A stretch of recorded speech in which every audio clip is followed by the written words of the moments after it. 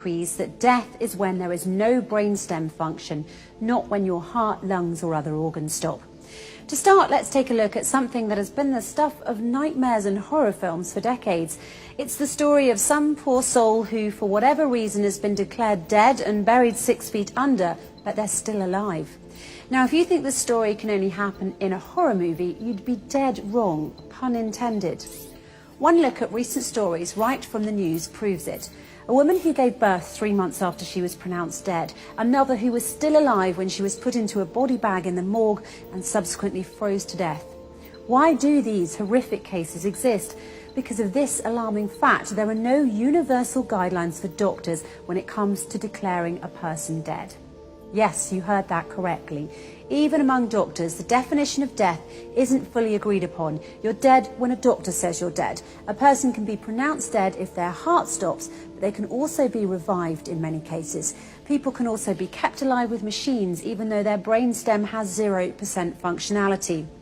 In 2013, a study showed that in cases where CPR is used, it should be administered for at least 38 minutes. Because a person can still be revived for that amount of time with no lasting brain injury in many cases.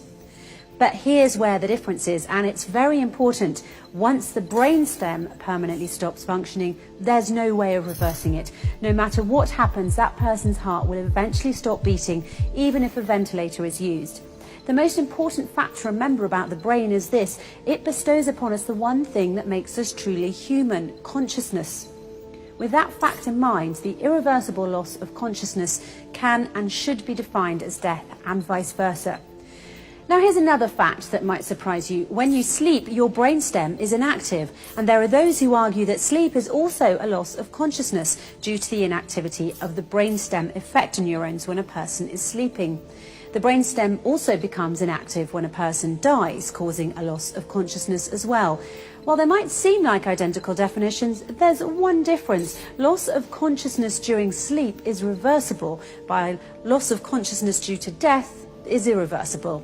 And it's for this very specific reason that doctors, when declaring a patient dead, should limit their declaration to the state of the brainstem and nothing else. In effect, as the Holy Quran pointed out 1400 years ago, sleep is like death and death like sleep. Verse 1, it is He, Allah, who takes your souls by night when you are asleep and has knowledge of all that you have done by day. Then He wakes you up again, that a term appointed, your life period, be fulfilled. Then in the end unto Him will be your return. Then He will inform you what you used to do.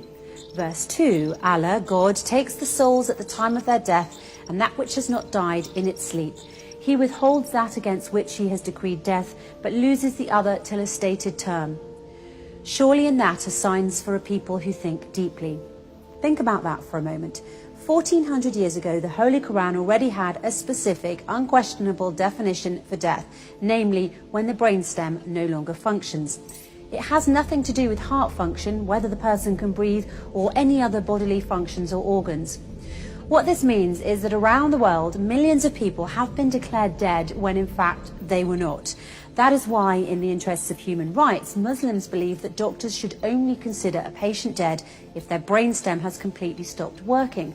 Until that point, any and all measures should be taken to keep them alive and not pronounce them dead simply because their heart, breathing or other functions have stopped. The first and foremost Quranic verses say that all humans have the basic right to live and that human life should be respected. Yes, when we sleep, the brainstem effector neurons stop functioning for a short time, but then we wake up. One thing to keep in mind that is very important to this issue is that it was discovered by McKaylee and Stinson in Scolopedia in 2008 that when we sleep, the effector neurons in our brainstem become hyperpolarized and have nearly no action potentials. It's for this reason that before sleeping every night, you should pray that your brainstem neurons are depolarized so that you may once again wake up and enjoy another day. Why not make sure that everyone around the world has the chance to wake up by following the Holy Quran and only declaring someone dead if their brainstem has permanently stopped, nothing else? By the way, until the 1950s, death was considered to be the point when any one of the vital functions, heartbeat or respiration, ceased. This is what, according to Dr. James Burnett, a neurologist at Dartmouth College's Giesel School of Medicine in New Hampshire, stated in his speech in Live Science on June the 19th, 2014. It wasn't until 1959 that the two French neurologists, Maurice Guyon and Pierre Mollaret, changed the definition of death by defining it based on neurological criteria instead of cardiopulmonary criteria.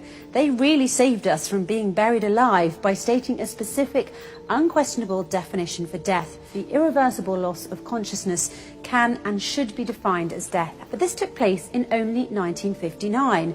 The Holy Quran, however, stated its specific, unquestionable definition for death. The irreversible loss of consciousness can and should be defined as death 1400 years ago. In order to truly respect human life, we need to agree on a universal definition of death. And just as the Quran has shown us, that definition should be based on the brainstem of the person in question permanently stopping. Nothing more, nothing